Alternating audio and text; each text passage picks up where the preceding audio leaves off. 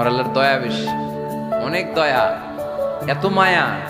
আমি আমারে কত ভালোবাসি, তার চেয়ে আমারে বেশি ভালোবাসে কে?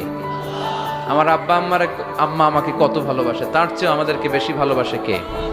খেয়াল রাখবেন, আল্লাহর দয়া ছাড়া পৃথিবীতে আমাদের বেঁচে থাকা সম্ভব, আল্লাহর দয়া ছাড়া আমাদের জান্নাতে যাওয়া সম্ভব